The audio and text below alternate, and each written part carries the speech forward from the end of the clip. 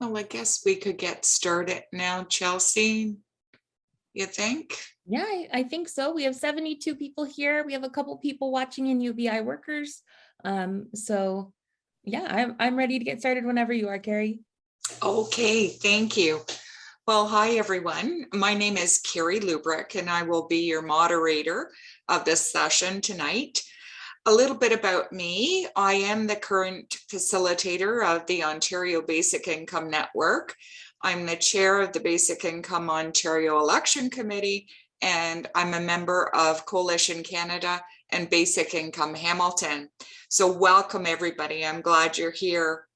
But before we start this important conversation, I think it's essential to ground it in the acknowledgement that wherever we are joining this meeting today, for those of us who are non-Indigenous, we are settlers and we are guests on this land.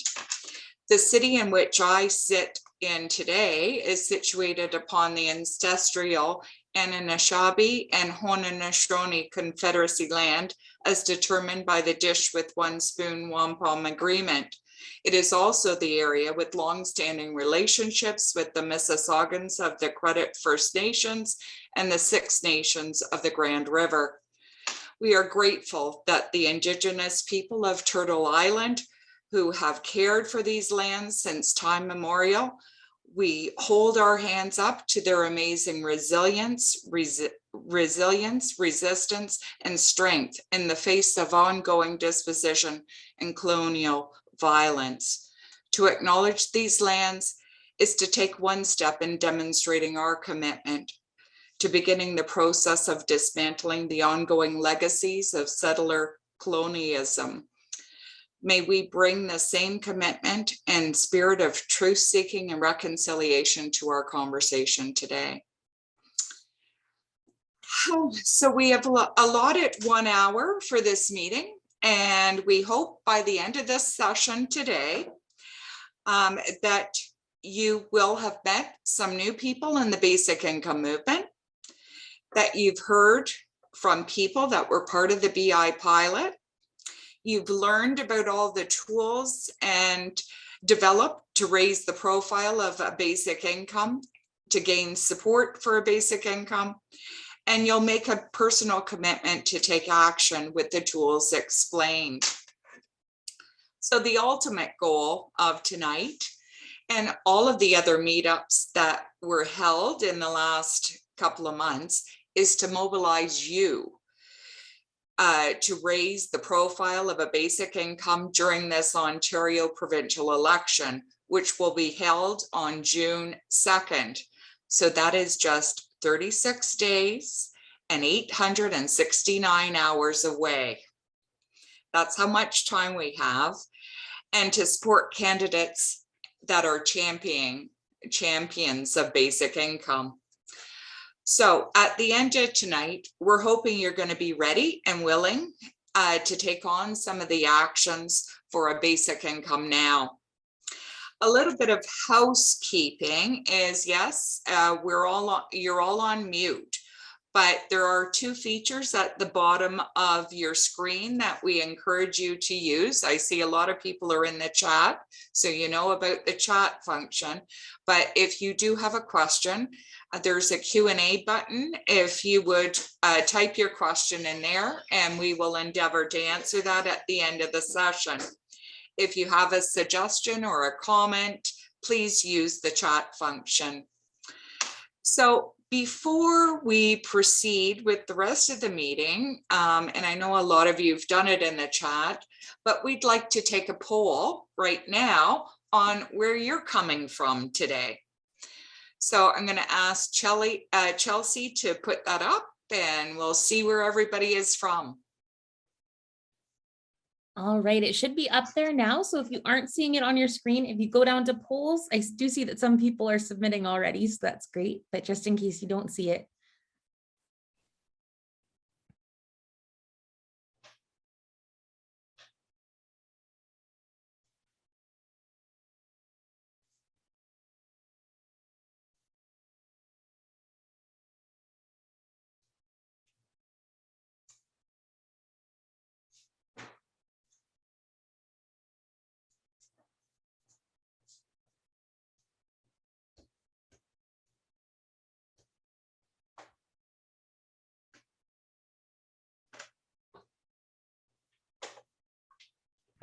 Okay, so for people looking for Toronto, Toronto is usually, that's a really good question. I think you guys would be considered South Central.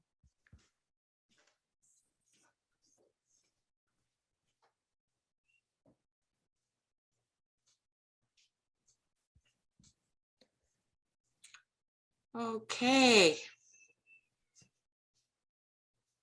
Do you have many responses coming in, Chelsea? Yeah, about 85% of people in the meeting have responded now. So should we give it another minute, or if you haven't responded yet and you do see polls at the bottom of your screen, or you see a poll on the screen right now, please feel free to submit what area you're from. And if you're from Toronto, we're going to consider that, I believe we said South Central Ontario.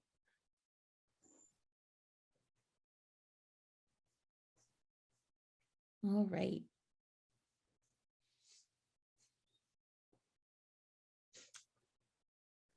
Okay, 91%. We're almost at the end of there.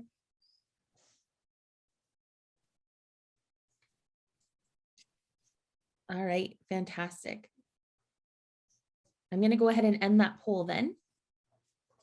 And you should be able to see the results here. So lots of people from South Central Ontario, but also lots of people from across the province. And I think one person from outside Ontario, and I know that person. So great. Good representation. So thanks everybody for doing that. So if we could I wanted to take a minute to explain the Basic Income Network as I know it. Basic Income Now is really comprised of all the national, provincial, and local groups. So there's Basic Income Canada Network, there's Basic Income Canada Youth Network, there's Coalition Canada, there's the Canadian Artists Group, there is UBI Works, and the Ontario Basic Income Network, and that includes also the affiliate local groups. So members of these groups have been meeting every 2 weeks since November to create and implement strategies to raise the profile of a basic income in the Ontario election. So we'll be requesting the candidates and have been requesting candidates to make a commitment to basic income now, as it's urgent, it's effective, and affordable. And really the Basic Income Now slogan was developed as part of the federal election, and now we're carrying it right through. So for us, we're also asking the provincial candidates two big asks. One is to work with the federal government to implement the basic income.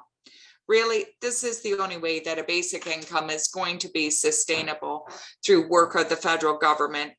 And secondly, shifting the Ontario social assistance system to a basic income principles, which are less conditional and raise the rates. The province does have direct control over the social assistance system and can change it. So we all know that basic income is necessary in Canada. Here are some headlines that you may have recalled back in 2000 and now that would have been 18 when the pilot was canceled, 18-19. So you could see that many have recognized the value of a basic income. We want to go to the next slide. I believe there was some more headlines in there. I see that Tim is in the middle there. He's from Hamilton, and I know he was just speaking at an event, on what basic income meant to him. So we all know the importance, and that's why you're here tonight. But I'd also, we have an opportunity to hear from some speakers on the value of a basic income. So I'd like to introduce our first speaker, who is Jodi Dean. Jodi is from Hamilton, and she's going to share her story on the difference basic income made to her. and the impact once it was canceled. Now, unfortunately, Jodi was having some internet challenges today. So she's here to speak to us. She can't see her. So Jodi, I'll turn it over to you. Thank you very much. Can everybody hear me? Can you hear me okay? Loud and clear. Thank you. Okay, great.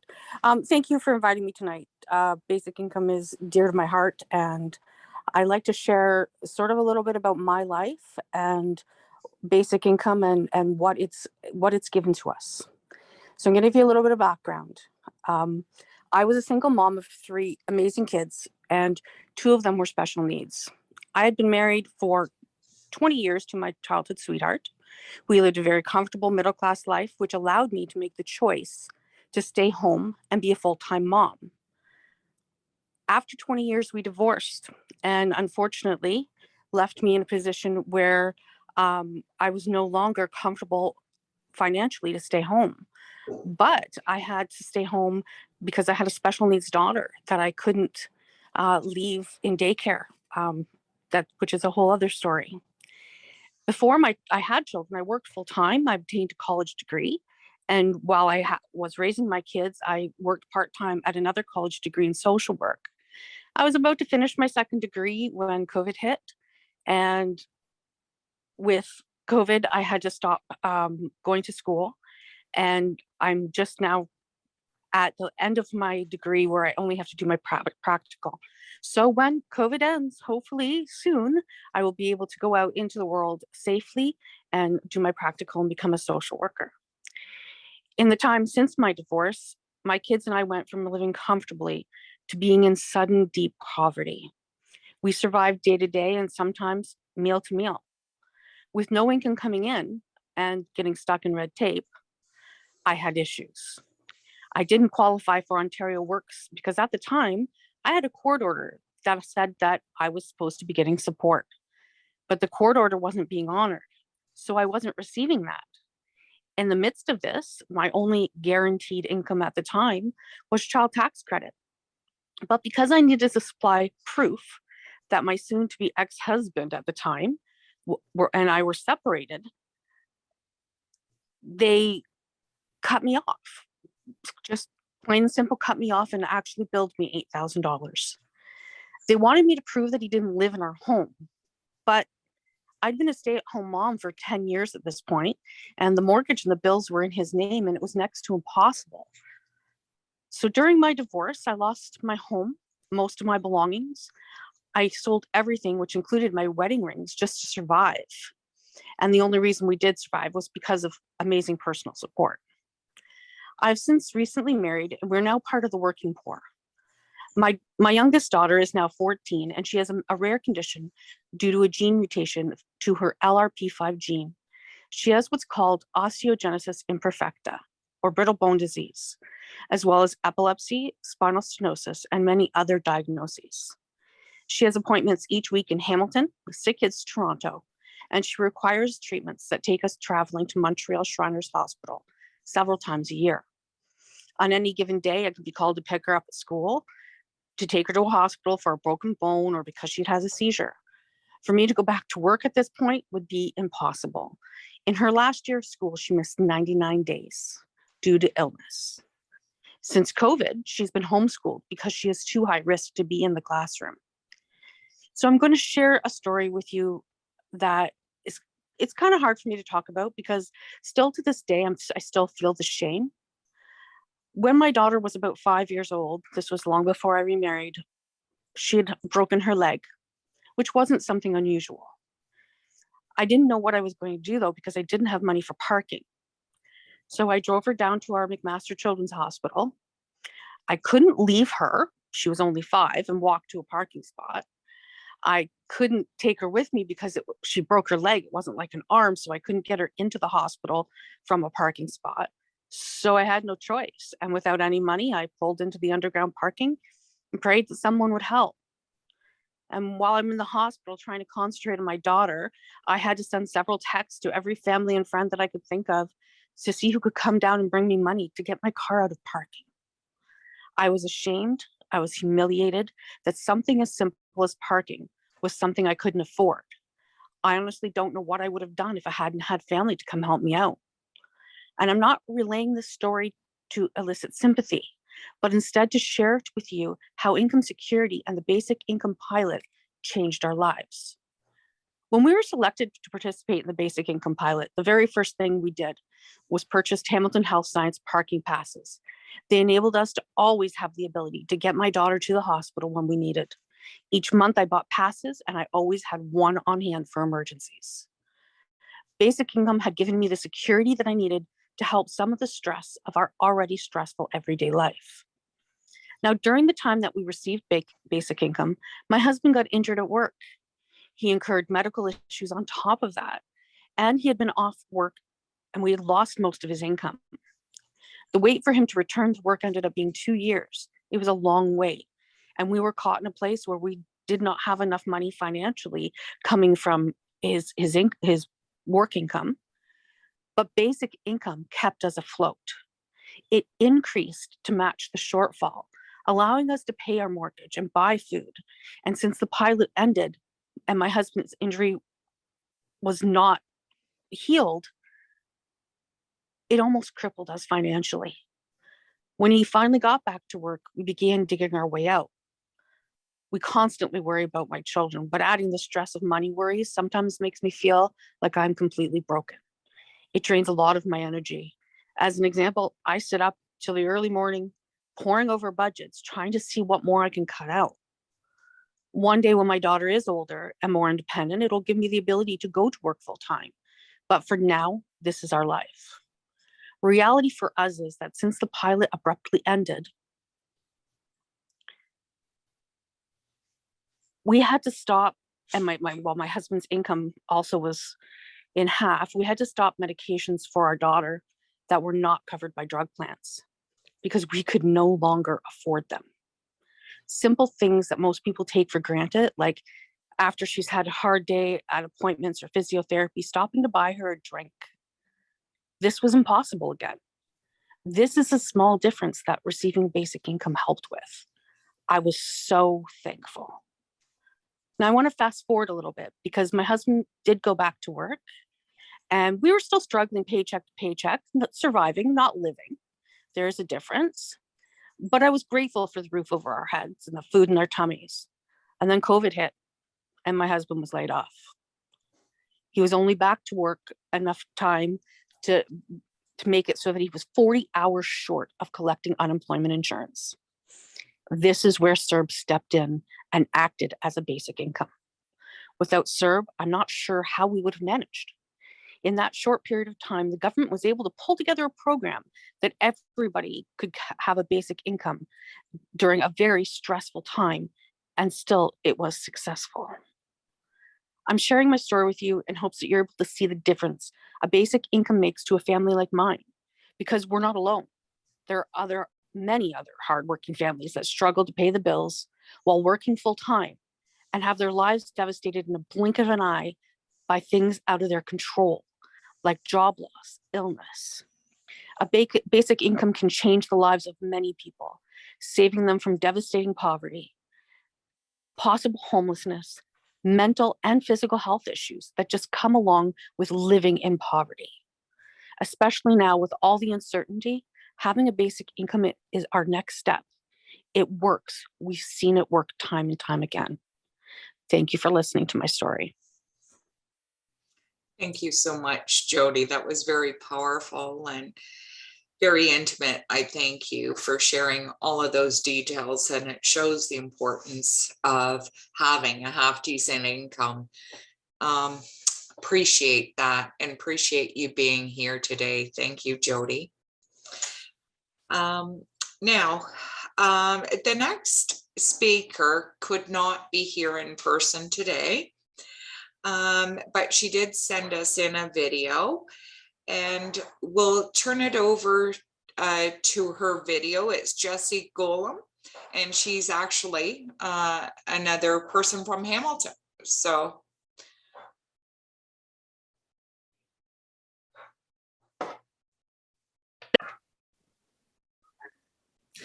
Hi there. My name is Jessie Golem. I'm sorry I can't be there with you guys in person. Unfortunately, during the time of this webinar, I will be at work and unable to actually join you guys. But I'm really happy and thankful that I'm able to deliver this message.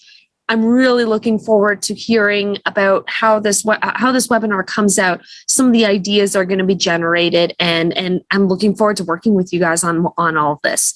Basic income is really important to me. It's one of the issues that is nearest and dearest to my heart because I was on the basic income pilot, the Ontario basic income pilot that got canceled.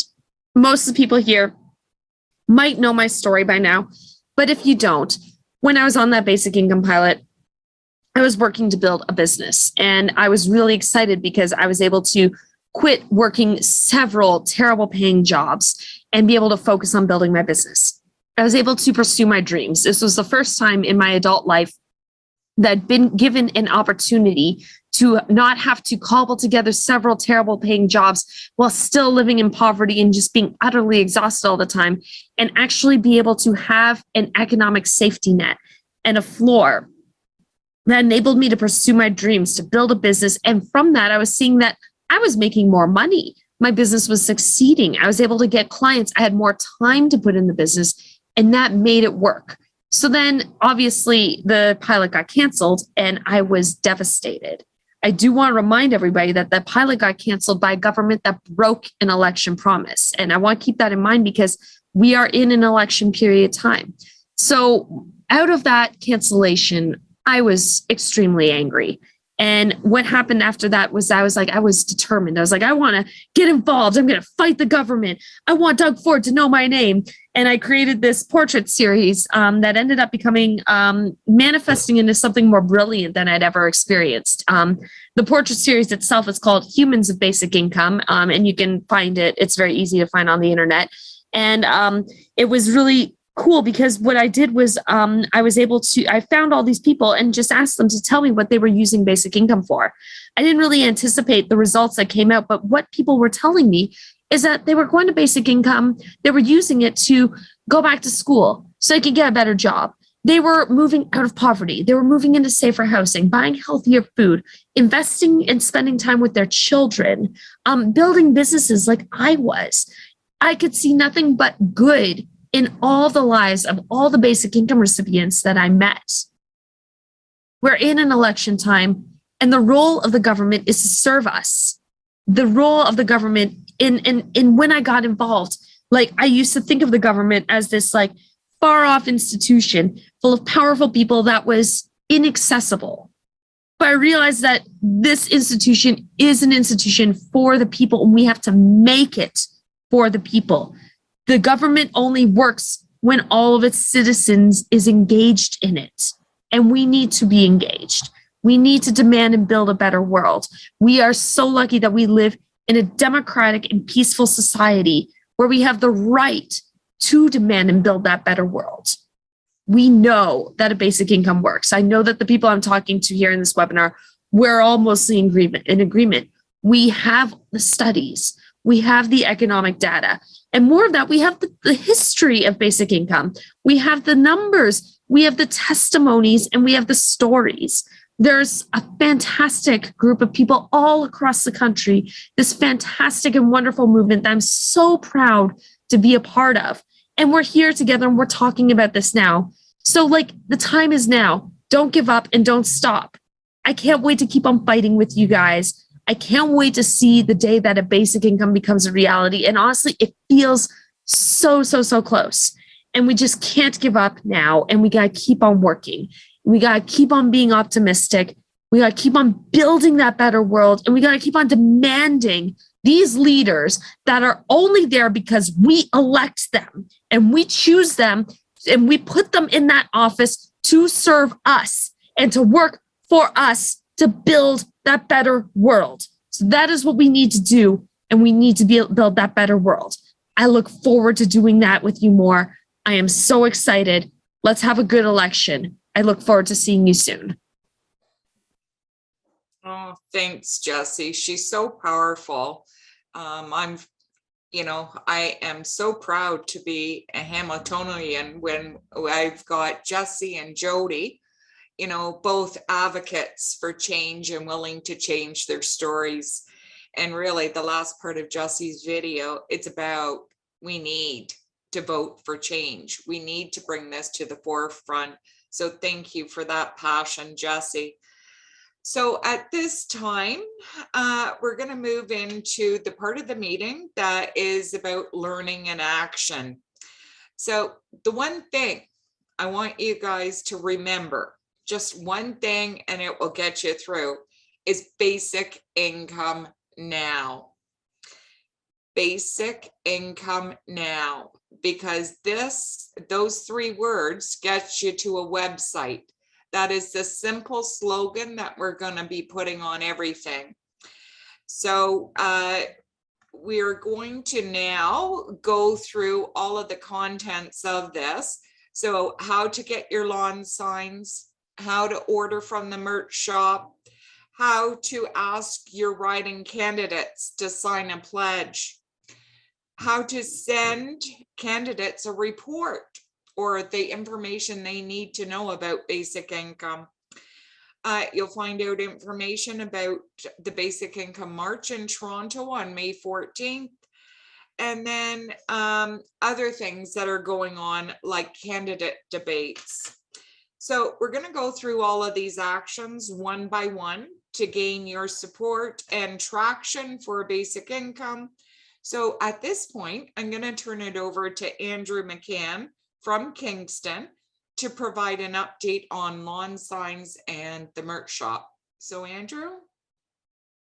Hi, everyone. Can you hear me okay, Kerry? Yes, perfect. Thanks. Great.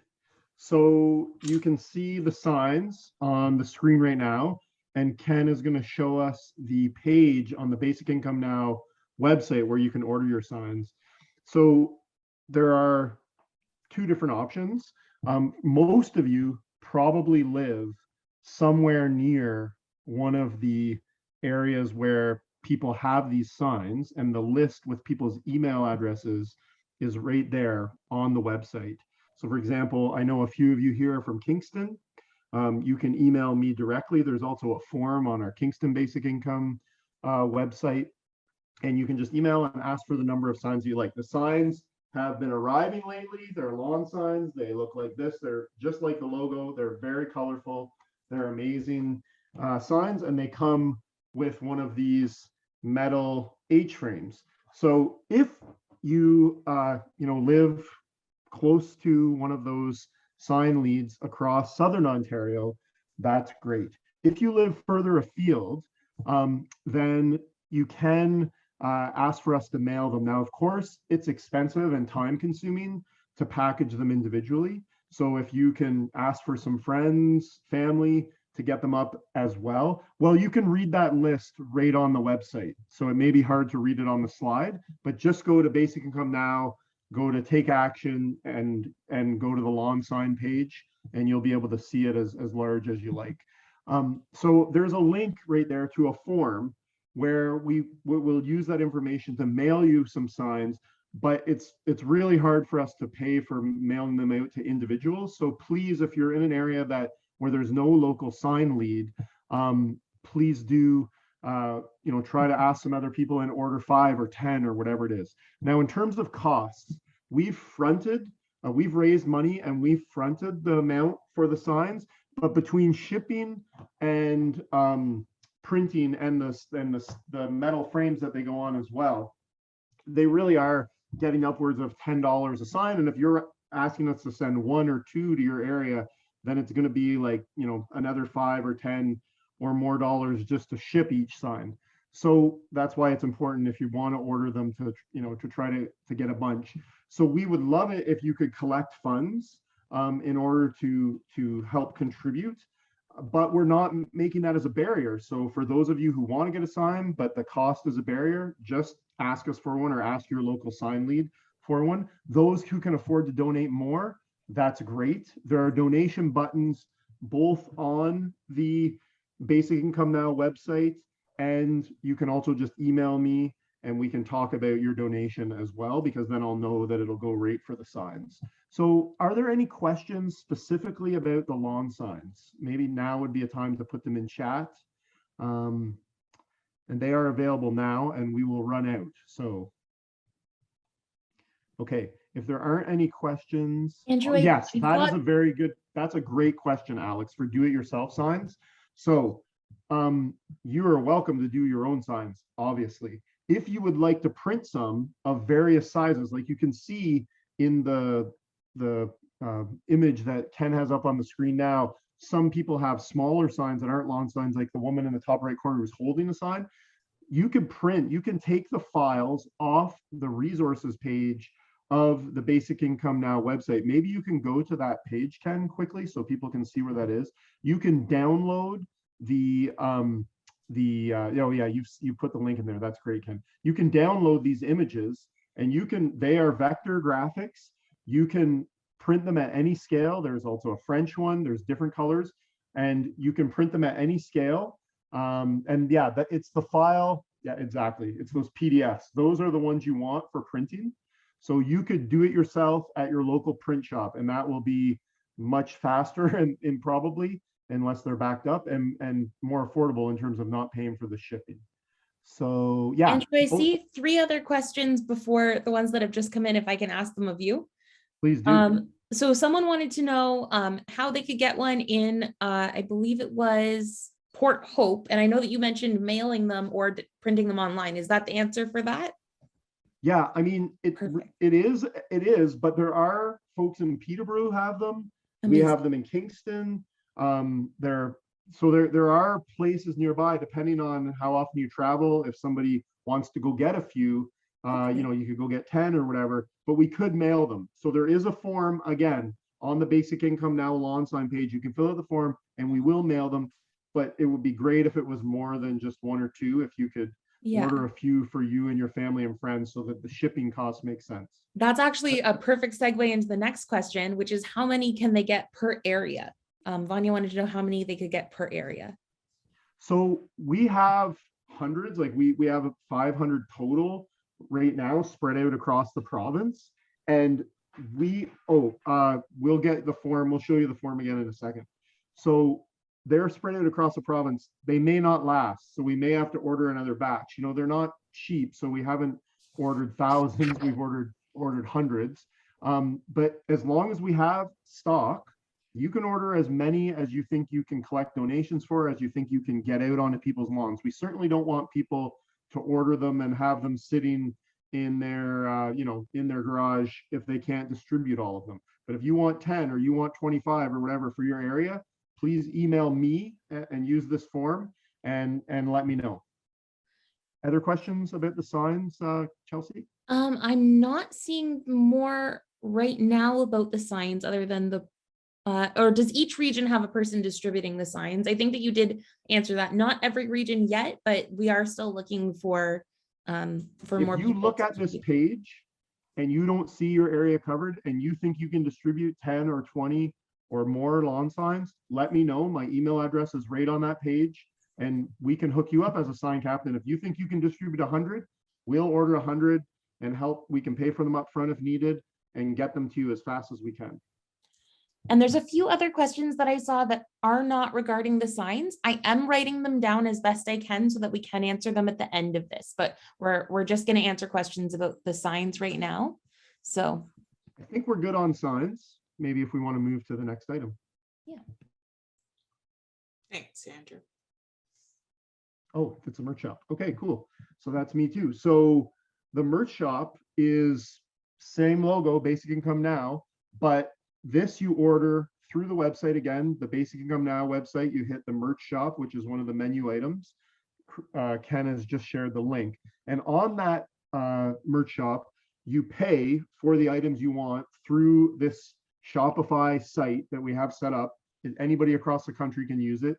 There's the t-shirts, there's the tote bags, there's the hoodies, and there's these really beautiful stickers that you can put on things like your water bottle to cover the corporate logo, for example. And the all that can be ordered directly right off of that Shopify site right now while you're on this call. You could be navigating to that page and ordering stuff, and it will be mailed to you, and the shipping is included right in the cost. So if you order multiple items for your friends, family, and contacts, then you will get, you'll pay less on shipping. If you would like to order 10 or more items, for example, then you should email Craig. I'm forgetting, Ken, if Craig's email address is available on that site right now, or if he was planning on sharing it tonight. Anyway, rather than slow us down, you could use my email as well, which is on the sign page, if you want to do a bulk order, because then we can get you a better price on shipping and sort of circumnavigate the Shopify site.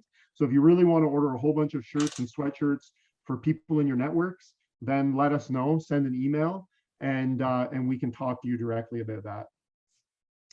Any questions coming in about the merch shop? So we've got t-shirts, tote bags, sweatshirts, and stickers. And of course, this is all the signs, the merch. These are all ways to spread the word, to create grassroots pressure, like Jessie was calling for in the video, to create grassroots pressure from below, to show our political class that people are serious about this. The movement has done tons of lobbying of politicians at the top level, but now we need to show from the grassroots that there's a strong demand from citizens for a basic income. And having these images out there, whether they're on your clothing or on your lawn or in your window on a sign, that's how we show that demand over and over again. Andrew, I see two questions here. One is about signs again, and the other one is about some other things in the merch shop. So regarding the signs, can we just tell people, like in apartments, because a couple people were confused about how to put up a sign in an apartment. I would think your window or your balcony, if your building allows that. Have you guys had anyone else ask about that? Yeah, definitely. I mean, all sorts of people put signs in their windows or their balcony, and those are the options. If the lawn sign, yeah, if the lawn sign is too big, this is 2 feet by 2 feet square for your balcony or your window at your place, then you can get those vector graphics that we showed on the resource page of the website earlier, and just have a couple of them color printed for you and your neighbor or whatever at your local print shop. You know, it'll cost a few dollars, but you'll get something you can put in the window. So, and the other question was, where are the shirts manufactured? Yes, everything from the merch shop is being made here in Kingston. The merch shop is run through a local small business in Kingston at prime time, and they make the t-shirts right there in their shop. It's a small business with, they run it themselves, so there's a few employees. And then there's a local print shop, Digigraphics, that we use to print the stickers.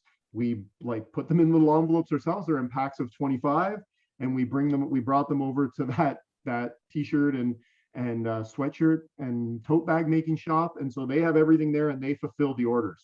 So it's a small business. I mean, we did try to cost out like fair trade, organic cotton and stuff like that for the t-shirts and everything, but the costs became completely unaffordable. So unfortunately, we aren't talking about the most potentially ethical product that we could have in the world, but at least we are using a small business for the printing and distribution. Absolutely. Awesome. There was one other comment. So this was from Sheila regarding using the resources on the Basic Income Now website and being able to customize shirts if people are looking for something a little different. Sorry, what's the question? Sorry, I guess it's less of a question and more of a statement. Sheila said that we can mention that people can take the images from the resources section of the website if they don't see their ideal shirt on the thing, and customize t-shirts as well. Yeah, you can print them in whatever color, whatever you want, using those logos. Yeah. So yeah, and that's all, you're encouraged to do that. This is not like intellectual property that we're trying to limit access to. That's why the images are right there. Just make sure if you're dealing with a printer that you're getting those vector graphics, the PDFs, because they are print ready. And there's JPEGs and other types of graphics that are available in that resource folder that can be used for your social media and stuff, but the ones you want for printing are those PDFs. Awesome. So I guess we can move on to the next point, but I will, yeah, awesome. There is one question here, that we can address before it gets buried, which is about the grassroots demand. And I would just say, there is a ton of material about the different kinds of questions that people will push back on and ask about basic income on the partners' websites. There are many partner organizations involved in the Basic Income Now campaign. So if you go to the partners section of the website and start linking to those websites, there are FAQs and all sorts of different documents for talking at very different levels, from local businesses to municipalities to the politicians themselves, health sector. Like, there's cases for basic income on the Ontario Basic Income Network site. Anyway, there's lots of resources. So look around on the websites for more tools for advocating for basic income. Great. Thank you, Andrew. So we've covered all the questions, Chelsea, pertaining to this part. Pertaining to this part, the only other question was regarding why we got rid of the orange shirts. I don't recall that we sold these last year. Some people made their own orange shirts last year, but you're welcome to make an orange shirt if you'd like. But that was the only remaining question about the shirts. Thanks, Chelsea. Thank you, Andrew, for covering that. Unfortunately, Craig could not be here tonight, and we owe him a special kudos because he was the one that designed the logo for Basic Income Now during the federal election. And he's the one that made all of the arrangements with the merch shop. Just a reminder that we're all volunteers. So kudos to Craig for doing that. So next on our agenda is Ken Yang from Toronto, and he's going to be sharing information on the candidates pledge and resources and reports to share with candidates. So I'll turn it over to Ken. Thank you very much, Kerry. Hello, everyone. My name is Ken. I'm with UBI Works, and today I'm going to show you two things. One is the candidates pledge that you can use. You can send to your riding candidates right now to get their commitment to work towards basic income. And the second one is a tool to share a report with them showing the economic sustainability and benefit of a basic income in Ontario. And I just want to echo what Andrew said before. He was giving you ways to show your support for basic income in, offline, on the ground, out there in the real world. With merchandise, with yard signs. This is extremely important. If you're able to do this in your riding, it will have an outsized, disproportionate impact on your riding candidates as well as your neighbors, to see that there is this public support and it's not a fringe idea, but that there's mainstream support for basic income right now. And what I'm showing you here is how to show how to advocate for basic income in the digital space, online. So we've created, Basic Income Now has created a tool to send a pledge form to your riding candidate and ask for their commitments. And basically the pledge form, and this is live right now, you can go to basicincomenow.ca/push your candidates. And on the site, there will be a form where you can punch in. It just takes a few seconds. You punch in your information, you can put in your postal code, and it automatically finds your candidate. And so in this riding, for example, there's only one candidate right now because many of them are still being nominated. But what we'll see is that in different ridings, you'll be able to find your riding candidate, and when you email your candidate, it will send them an email that asks them whether they support basic income, and if they do, whether they would be interested in signing a basic income pledge. And the pledge looks like this. Pretty much they're signing on to the statement, if elected, I pledge to actively support the establishment of a basic income. So this form is live right now. And there have already been candidates from many ridings across Ontario that have already signed on to this pledge. And this is really important. We did something very similar for the federal election in September last year. And Basic Income Now got 189 candidates across nearly half of all federal ridings across Canada to sign the pledge. And among those are 15 current members of parliament, including two new MPs, and a cabinet minister, Moni Forte of Middle Class Prosperity. And one of those new MPs, Mike Morris, he's the MP of Kitchener Centre, has become a huge champion of basic income, especially for Canadians with disability. And so this pledge has already been paying dividends from the federal election, and now we're doing it again for the Ontario election. And here you can see on the screen in front of you, candidates across 3 parties have already signed this pledge. And so you can go to that site right now and fill it in. If you don't see all of your candidates, that's completely normal, because the election hasn't officially started yet. But what we're expecting is that by the first week of May, 90% of all the candidates will be contactable through this tool. So you can do it now, and then you can come back again and see if more of your candidates have been included in this database. So that's the first thing, the candidates pledge. It will be very, very helpful, and we'll create beautiful quote images of your candidates if they sign it, and we'll help promote it to all of our collective online networks across Basic Income Now.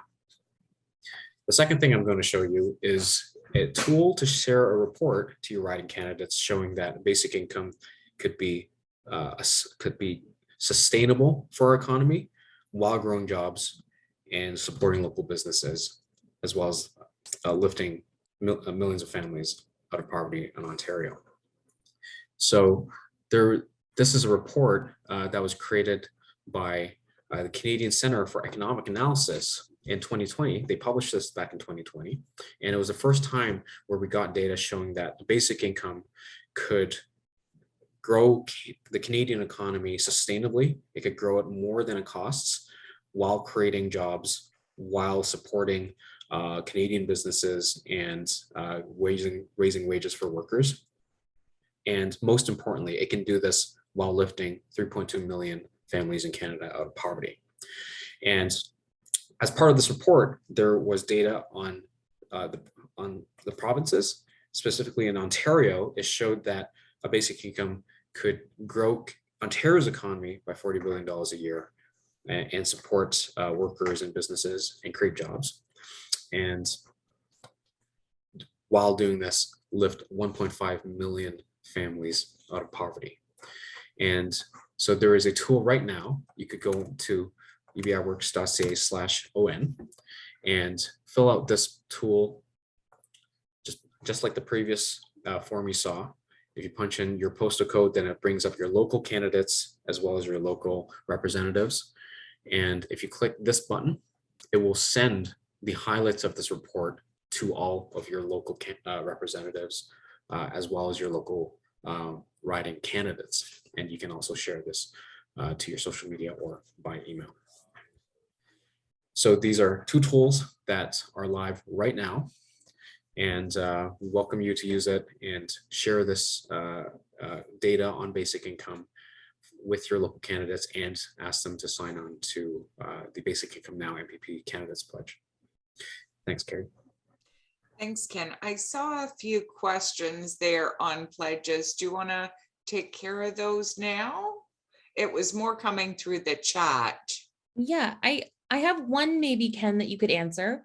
It says it's Erwin Dreesen who had the question, and it's, if we ask for MPP pledges while the list of candidates is not complete, when we come back later, will it avoid sending the requests to the MPs who have already signed, or the same MPs again?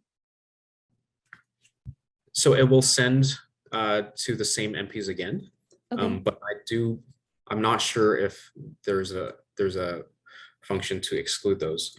That's actually a really good question. Yeah. However, it's likely that the MPP candidates will receive multiple emails from multiple constituents anyway.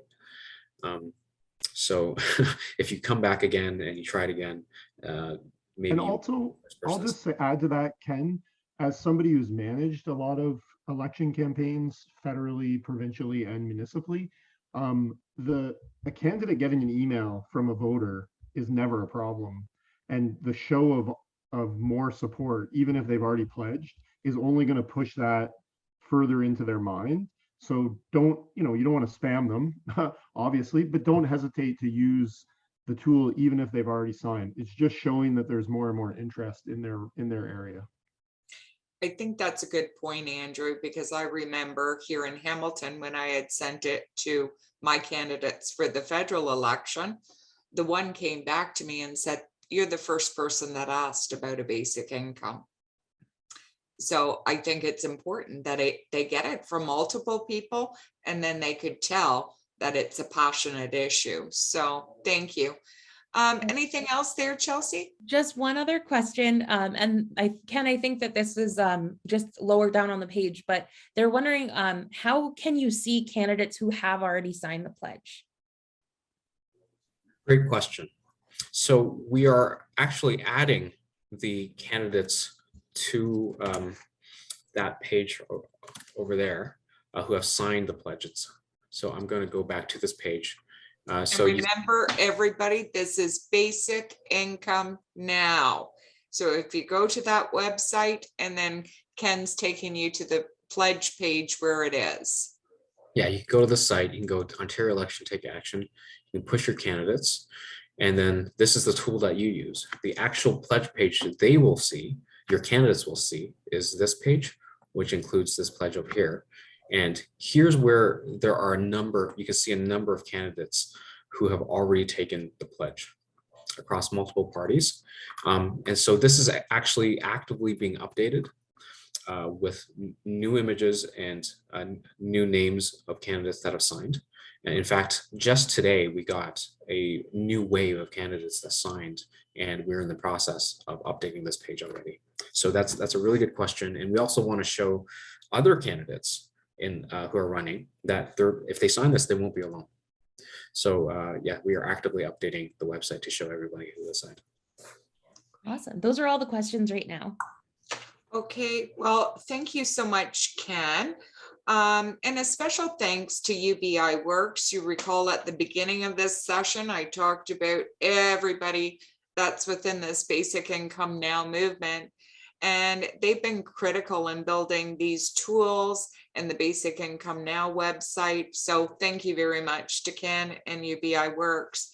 So next, I'm going to introduce Susan Abels.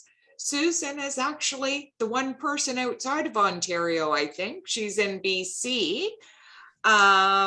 So she's here to introduce the findings of a recent Green Resilience Project report and how to use in your discussions with candidates. So over to you, Susan. Thank you. Thanks very much, Kerry. Hi, everyone. I'm coming to you from the traditional territories of the Lekwungen-speaking people on Vancouver Island, the Esquimalt and Songhees Nation, and which we call in Canada, Victoria, BC. I think there's one other person who's not here because it wouldn't let me click that button when you, so there's one other person here who is outside of Ontario. So we're very excited about the Green Resilience Project. It was actually funded by Environment Canada. It was a project that was managed and delivered by 4 national basic income organizations: Basic Income Canada Network, Coalition Canada Basic Income, Revenue de Base, that's the organization that I'm volunteering with, and Basic Income Canada Youth Network, and also Energy Mix Productions, which is a climate magazine online, Energy Mix Productions. And the Green Resilience Project was a series of conversations that engaged over 900 people across Canada in 33 communities of varying sizes and demographics and economic makeup. And the project engaged local partners to organize and facilitate each conversation. And community partners were empowered to tailor their conversation to best reflect local context. So here we are. We also have on this website not only our full report, but also the summary reports from each community, a snapshot of each community.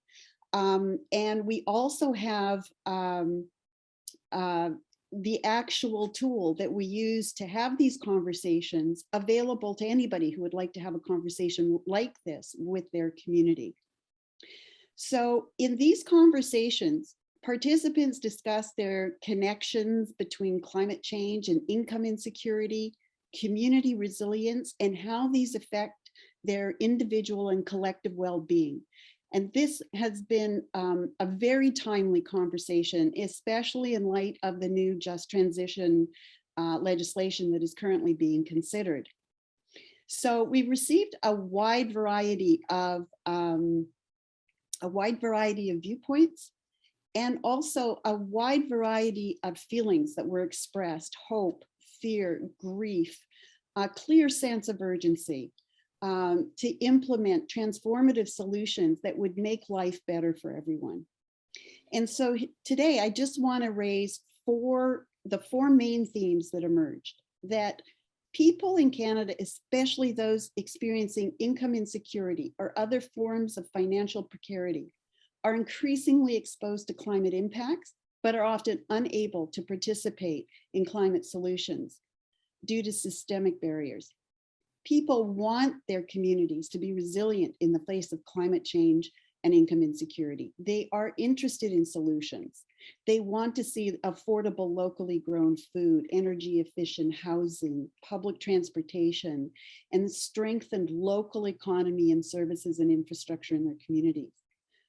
But people are skeptical of their ability to take meaningful action on climate change and income insecurity because of their limited influences on what they perceive as structural and systemic issues. So communities and people are ready to take action, but they lack the political and economic agency to affect the scale of change that's needed. So 4 recommendations came out of these conversations.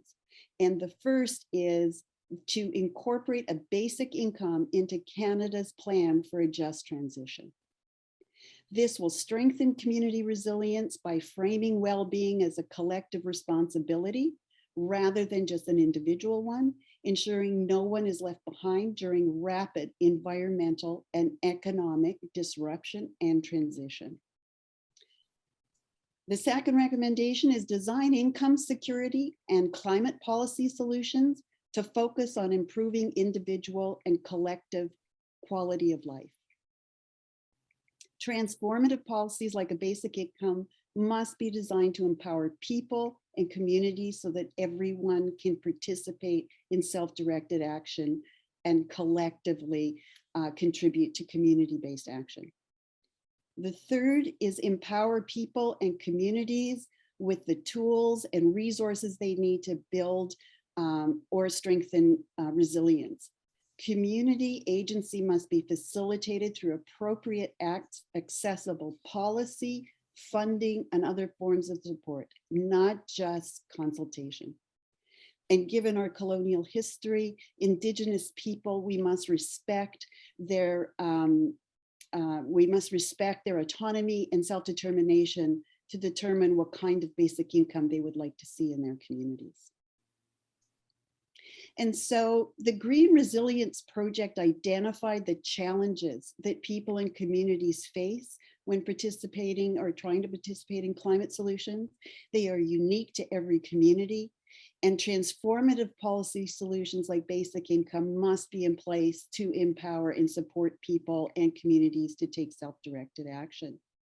So these reports, as I was saying, is on greenresilience.ca. You've got that up there. You have the reports, you have information about the project, and you have the tools that the same tools that we use to conduct these discussions in communities are also available for you to use.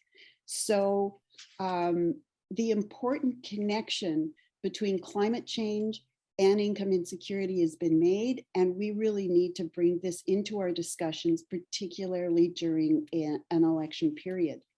So this new report is now available and up and ready, and we certainly encourage you to read it, use it, and talk about it as one of the key foundational reasons of why we need basic income and income security in Canada. So thanks very much, folks. Thank you, Susan. Congratulate the team that is working with you in Ontario. They're doing a great job, and you are going to have a great campaign. Well, thank you, Susan. So as I said, Susan's in BC, but she's part of our Ontario Elections Committee because, you know, we're focusing right now on Ontario, but they'll be having an election very soon in BC. So she wants to see how they engage people in BC, very similar to this, what we're doing today. So thank you for that informative presentation. It's another tool. So next we have Chelsea Stevens. You've met her up top there. She's from Ingersoll, Southwestern Ontario, and she's going to talk to you about the Basic Income March that's coming up. So I'll turn it over to Chelsea. For sure. So I see lots of people in the chat who are very like up in arms about the fact that we don't have a basic income. And I've even seen some chat about showing our support for a basic income. Well, I'm about to give you your chance to do that. So Saturday, May 14th, from 1 to 4 p.m., the organizations that are part of Basic Income Now are going to go to the north end of Queen's Park in Toronto, which is downtown Toronto, right near the legislature, but the north end of the park. And we're going to meet and march for basic income. We'll have speakers there, but we'll also have signs for you to pick up that you can take along the march. And it's really an opportunity to have your voice heard and to get people out there. We're hoping to get at least 500 people out. There will be face masks and hand sanitizer if you still need that, and that's totally understandable as well. But yeah, it's really important to get out there, to have your voice heard, and to show up in support of basic income. So Ken's put a link in the chat to register. We haven't had any marches planned in satellite marches or smaller communities plan their marches yet. If you're willing to organize one in your community, I'm happy to hop on a Zoom call and work that out with you. We'd love to have more, but the focus is that one on May 14th in Toronto. So you can RSVP on Facebook, but we'd really love it if you registered online. So any questions about the march?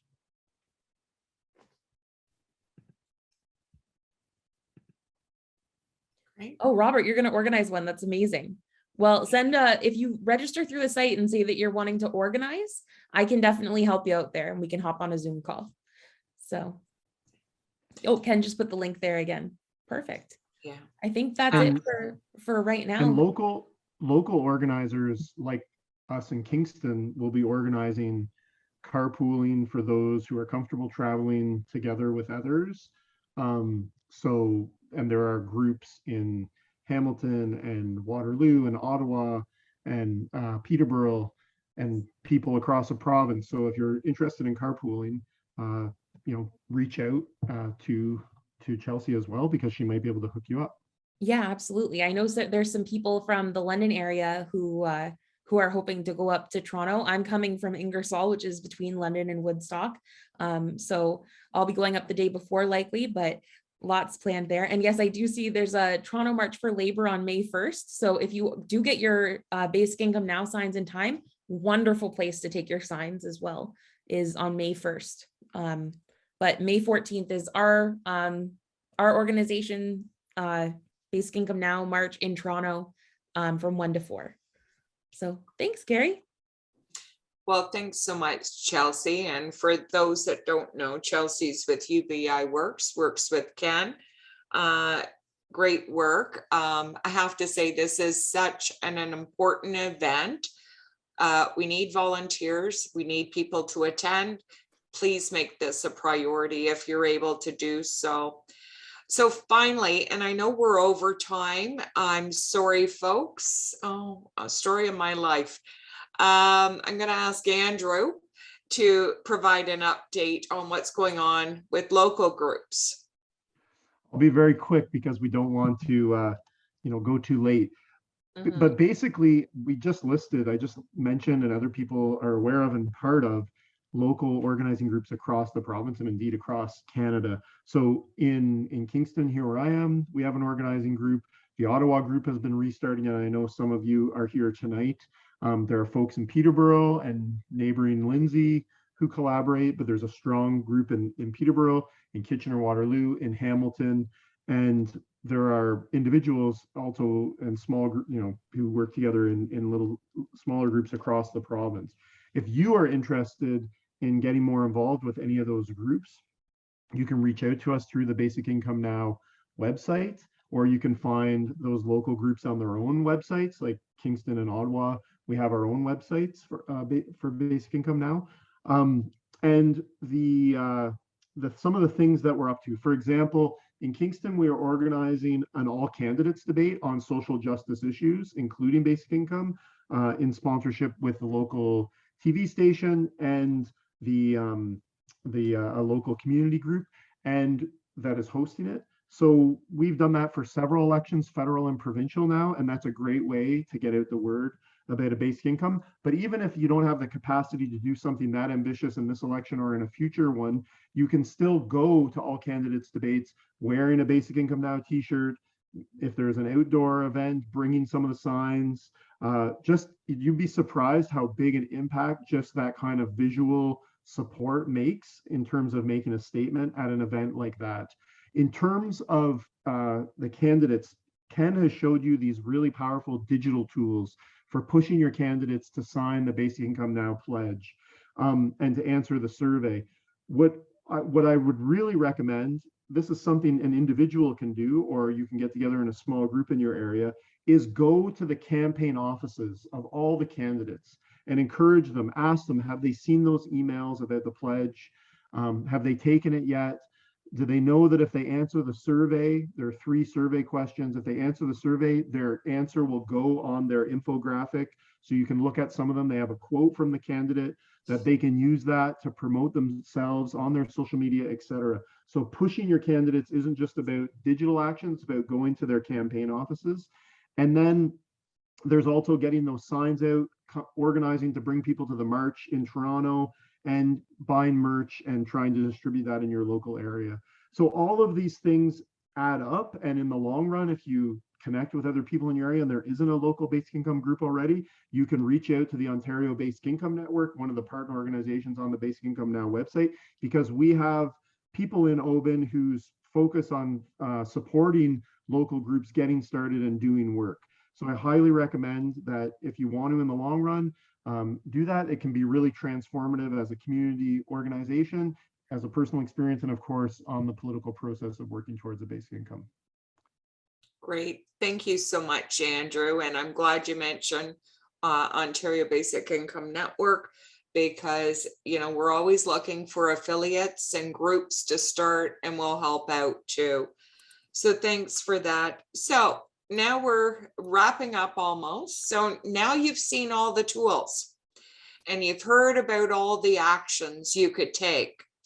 So at this point, we want to gauge your commitment. So Chelsea is going to send up a poll on your screen, and we want you to check which ones you're committed to. Maybe it's 1, maybe it's 2, maybe it's all.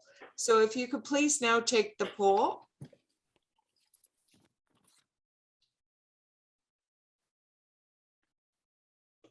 Let me know, Chelsea, when you're ready to. For sure, the polls that should be on the bottom of your screen now. So I see some people have accessed it already. Awesome. And I do see a question about the march. Someone mentioned that we were planning to, there's another march happening at the same time, a climate march. I don't know that we will be walking the same route as them. I think we'll probably be walking separate routes, but we are planning to take a photo together as a group as of right now. That's what I've heard from them. But if anyone does have connections at the University of Toronto, York University, or what used to be Ryerson, but is now the Toronto Metropolitan University, please feel free to spread the word. We also went around last Friday with a number of volunteers and posted a whole bunch of downtown Toronto with signs for the march. So yeah, lots of great information there. I see that we have almost the whole group has participated so far. We're missing about 10 people. So if you haven't done the action yet, please go ahead. And there was an other question. So I put, if if you're planning on doing something else, people say that they're, or Vanya says she's going to pass information out to people, tell everyone she knows about basic income, which is great. Mhm. And Alan says he's also planning to post on social media, which is also a great way to do this. Mhm. Awesome. So we have 60 out of 68. So the last couple people who haven't answered the poll yet, if you're not seeing it on your screen, it should be at the bottom under polls. Oh, some other, Kimon said that he might be interested in going to a candidate's office to talk to them about basic income. So that's a great idea. And lots of people spreading the word on social media. Yeah. Okay, we're at about 90% participation. So should I close it out? Sure, Okay. because we're over time. Awesome. So here's our results. Lots of people looking to ask their candidate to sign the pledge. Lots of people asking, planning to send a report to them, and many who are willing to put up lawn signs, which is fantastic. So, Great. however, I'm only seeing 27% for the March. So let's get those signups there. Excellent. Well, thanks everybody for that. So now you know, basicincomenow.ca holds all the information you need there. So go there for your site to gather the pledge or whatever you need.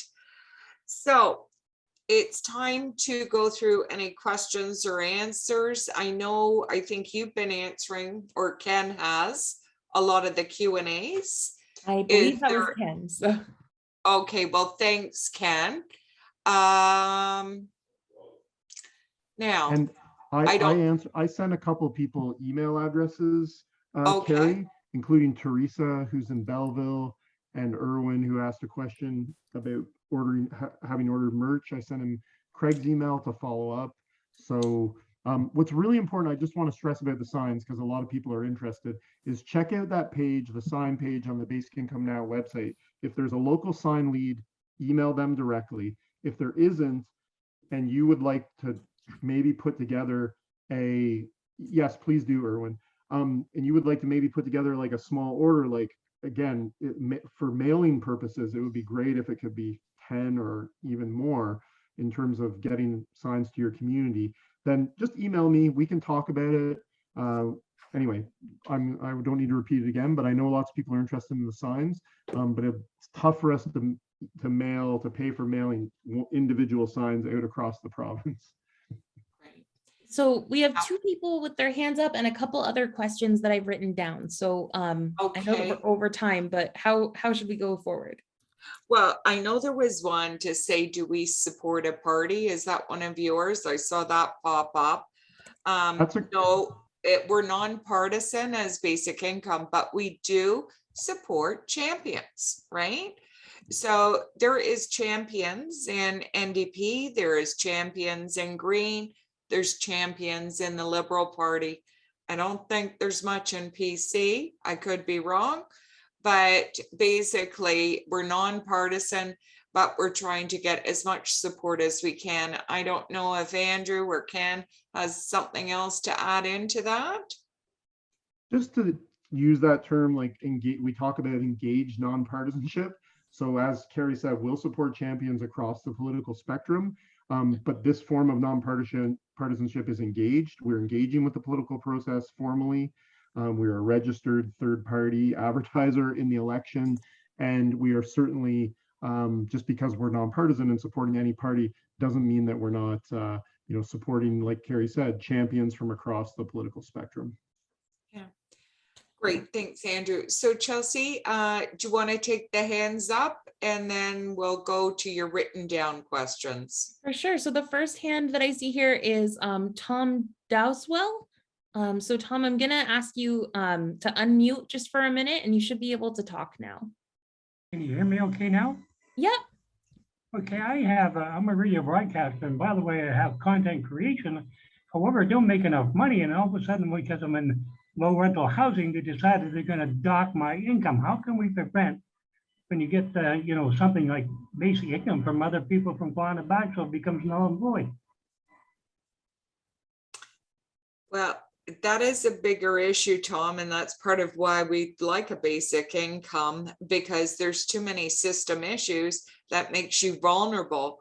I would suggest you talk to the housing and ask for an appeal of your rent, and they might be able to help you out. I don't know if that helps you, Tom, but I would suggest taking that action, okay?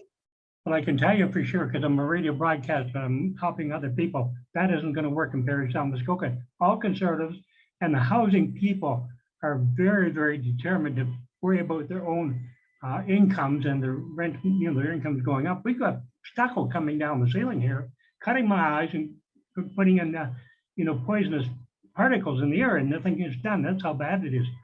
We got to get some help beyond basic income. We need some politicians. Well, if you could put your email in the chat, Tom, like the other suggestion I have for you is talk to a legal clinic in your area. So thank you, Tom, for raising that question. You had another one, Chelsea? There's actually 2 more hands raised, and then that's all the hands I'm going to take, because I do have a list of comments from the chat as well. So the next one great. is Jogbasi. So I'm going to unmute you now. You should be able to, or I've sent you a request to unmute. So if you unmute, there you go. Oh, I can't quite hear you.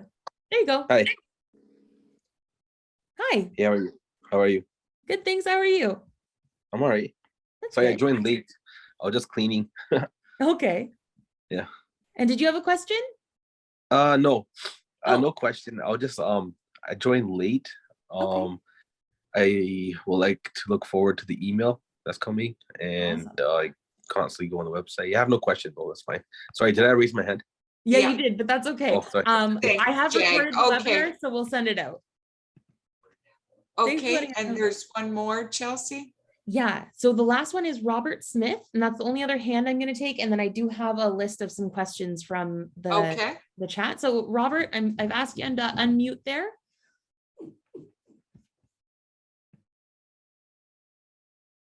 Robert, you have a question?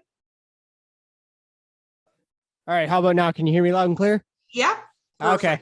Perfect. Yeah. I've got 2 different audio. I've got 2 different mic systems, and I forgot to switch the correct one. So yeah, I've got a question. One is, I'm actually going to take this to my MPP, Dave Piccini in the Northumberland area, because this is something that I'm actually working with Community Living Ontario Council to actually promote this. So I'm going to take that. My question is, do we know whoever gets elected on June 2nd, do we know if they are going to support us in this, or are we going to have to fight even harder? Well, that's a good question, and we don't have the answer. Like if we even look at what happened at the federal election, Ken did identify how many people did sign the pledge. Unfortunately, it's not in their priority list right now. We've heard about some of the parties talking about it, but this is where if they are not hearing from the people, things aren't going to change because they assume things are okay. And this is why we have this movement. This is why we are working together, because we all have a voice and we want to make it heard. So I would suspect that if the PC government got in again, it is not on their platform because they're the ones that canceled the pilot back in 2018 when they were elected. So I don't know if that really answers Robert, but just going back to the very beginning in Jessie's video, it's about us trying to make some noise and asking for this to be considered. So is there another question? I suspect, I'm hoping it will be, but if it isn't, I'm hoping either Liberals or NDP will consider it, because I really do. Yeah, well, thank you, Robert. Okay, now you have some written questions, Chelsea? Yes, so these are some that I've pulled up from the chat as we've been going. Okay, so perfect. One of the first ones was, which parties are actually promoting a basic income? And I know that we might have touched on this, but I just want to make sure we're going back through some of the bigger ones. Yeah, so what we know right now is there is a line in the NDP platform that just came out the other day about reinstating a pilot. We know that. I haven't heard anything from the PC platform. Ken, is it in the Liberal one? Because when I went over the most recent information, it wasn't there. So Ken, do you have further information, or Sheila? As far as I know, the leadership of the Ontario Liberal Party has been very supportive of reinstating the basic income pilot, but not a full basic income program. However, there are quite a few Ontario Liberal Party members and candidates who are not shy to show their support for a guaranteed basic income, not just a pilot. So there, and this is the same with the NDP, Ontario NDP as well. The official platform of both parties is that they're supportive of reinstating the pilot, whereas individual members and candidates are supportive of it, quite a few of them. And the Green Party of Ontario is the only Ontario party. This is also true nationally, federally, for the Greens, that have a guaranteed livable basic income, a permanent one, as part of their official party platform. And now with the PC party, you know, it goes without saying that the leadership is not supportive of this. But believe it or not, there actually are members of the party that do support this, and that have vehemently disagreed with Ford on basic income in the past. So it's, as Kerry said, it's up to us to de-risk it and show that this is not, you know, this is politically safe and in fact a winner if you support basic income, no matter the party. Great. Thank you so much for that. Other questions, Jess? Yeah, so the next one was, is there any way to connect with people in my specific city? I'm not sure if someone else is already moving forward on this. And we have been having some riding level meetups. So we have been trying to reach out to people in specific ridings to try and get them connected with each other. But if you do have any questions on connecting with people in your community, I'm going to put my email in the chat, and usually I can help find someone else in your community to reach out to, or if you're interested in potentially having a riding level meetup before the election, we might be able to make that happen still in the next couple of weeks. The next question was about, this probably for Andrew. Actually, I don't know if Andrew's still here. So maybe someone else can answer it regarding, do we have or will we have bumper stickers? I think we just have regular stickers at the moment, but people can use the decals to make bumper stickers if they're interested. Yeah, we could take that back to Craig to see if that's something he could look at. But I doubt it would be ready in time for provincial election, but I'll bring it back. For sure. Sorry for so many. I've been recording them for the whole meeting. So the next one was, let me go through here. We answered that. We answered that one. When is the basic income coming? We hope soon. Yeah. But that's why we're doing this, is to try to push forward and make a basic income happen in Ontario and in Canada. And